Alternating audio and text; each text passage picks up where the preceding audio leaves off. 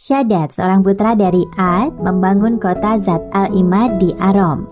Kota ini merupakan mega project yang dimaksudkan Shaddad sebagai penanding syurga.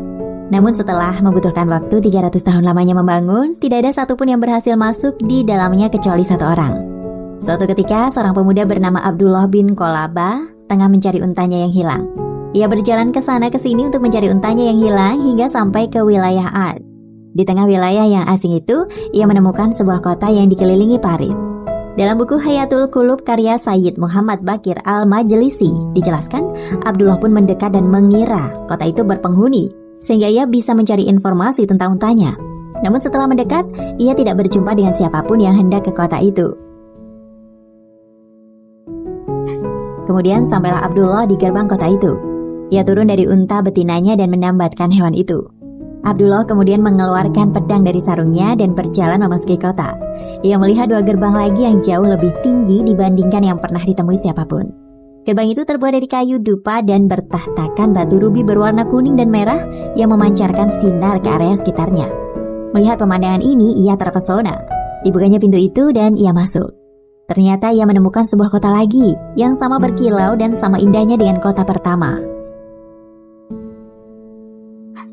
Ia melihat sejumlah istana di dalamnya yang dibangun dengan pilar-pilar bertahtakan zamrud dan rubi. Semua istana memiliki jendela dan semua tersusun dari emas, perak, mutiara, rubi, dan zamrud. Gerbang istana ini pun serupa dengan gerbang di kota sebelumnya yang terbuat dari kayu dupa bertahtakan rubi. Lantai istana bertaburkan mutiara, mistik, dan safron. Ketika memandang ke dalam dan tidak menemukan satu orang pun, ia menjadi ketakutan. Istana itu dikelilingi kebun yang ditanami berbagai pohon buah-buahan. Sungai mengalir di bawah pepohonan itu. Abdullah mengira taman ini serupa dengan surga yang dijanjikan Allah bagi orang soleh. Abdullah pun bersyukur karena Allah memberinya kesempatan memasuki surga di dunia.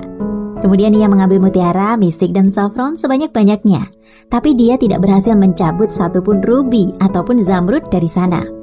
Ia pun bergegas keluar menuju untanya dan pulang ke Yaman. Sesampainya di Yaman, Abdullah segera menceritakan perihal kota ajaib yang dikunjunginya kepada teman-temannya. Dengan cepat, kisah itu tersebar dari mulut ke mulut hingga sampai ke telinga Muawiyah melalui Ka'ab bin Akhbar. Ka'ab pun menjelaskan kepada Muawiyah bahwa kota yang didatangi Abdullah mirip dengan cerita tentang kota yang dibangun Shaddad putra Ad. Itulah kota Iram yang disebut Allah di dalam Al-Quran dengan sebutan, tidak ada kota yang dibangun seperti kota itu. Itulah kota Aram.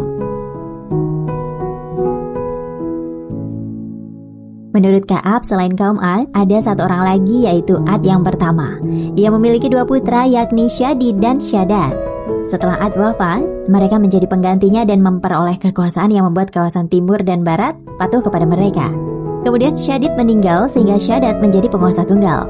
Shaddad merupakan kutu buku. Maka ketika membaca gambaran tentang surga, tentang zamrud dan mutiara serta karunia lainnya, ia lantas berniat membangun surga yang setara dengan surga Allah. Aku ingin menciptakan kembaran surga di bumi, kata Shaddad.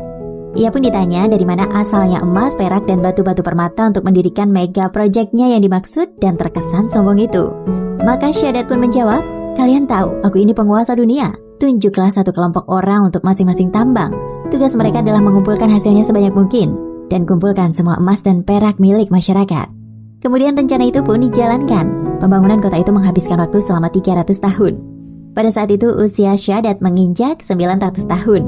Orang-orang mengabarkan bahwa tugas membangun surga telah rampung, dan Shaddad segera memerintahkan mereka untuk membuat parit di sekeliling kota dan mendirikan 1000 kastil di pinggirannya.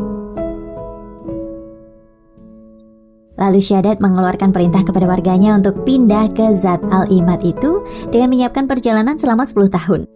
Ketika sudah mendekati Zat al-Imad, tiba-tiba Allah mengutus suara dari langit yang membuat mereka semua mati, termasuk Shaddad. Maka betapa takjubnya Muawiyah ketika diberitahu oleh seorang rakyatnya dari golongan muslim dengan wajah merah, rambut merah, perawakan pendek, dan leher ramping dapat memasuki kota itu. Bahkan dapat masuk hanya untuk mencari untanya.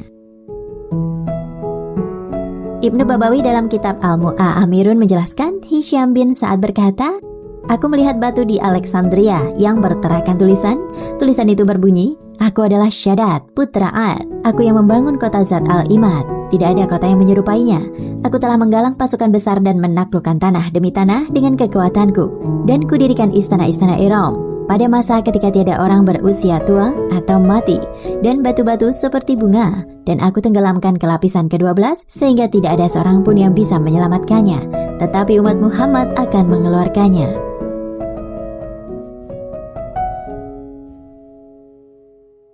Di manakah Iram? Keberadaan Zat Al-Imah disebutkan dalam Al-Quran surat Al-Fajr ayat 7, yaitu penduduk Aram yang mempunyai bangunan-bangunan yang tinggi. Syekh Wahbab Az-Zuhaili dalam tafsir Al-Wajiz menjelaskan, Ad adalah masyarakat Ar-Ramilah yang terletak di Ar-Rubu Al-Khali antara Hadramaut dan Najran di arah timur Jazirah Arab. Nabi mereka adalah Hud. Syekh Al-Basam ditanya ketika mengajar di Masjidil Haram pada tanggal 23 Februari tahun 1418 Hijriah 37 tentang apakah itu Iram yang memiliki bangunan tinggi. Syekh menjawab, ia adalah negara Ad, kaumnya Hud. Ia terletak di Ar-Rubu Al-Khali yang dekat dengan Hadramaut, dan Al-Ahqaf itulah yang disebut An-Nufud dan Ar-Rimal yang menyerupai dengan gunung tinggi yang meliuk-liuk. Syekh Dr. Muhammad Sulaiman Al-Ashqar dalam Zubdatut Tafsir Min Fadil Qadir menjelaskan, kaum Ad penduduk kota Iram, nama lain dari kaum Ad yang mempunyai bangunan-bangunan yang tinggi, penghuni kemah-kemah yang tinggi. Ini adalah ungkapan ironi untuk orang-orang yang membanggakan kekayaan mereka di tanah Al-Aishi, yang rumah mereka terbuat dari pasir yang berada di tanah Ahqaf antara Oman dan Hadramaut. Wallahu a'lam bishawab. Sebelum lanjut jangan lupa di subscribe, semoga Allah memberi pahala yang berlipat ganda.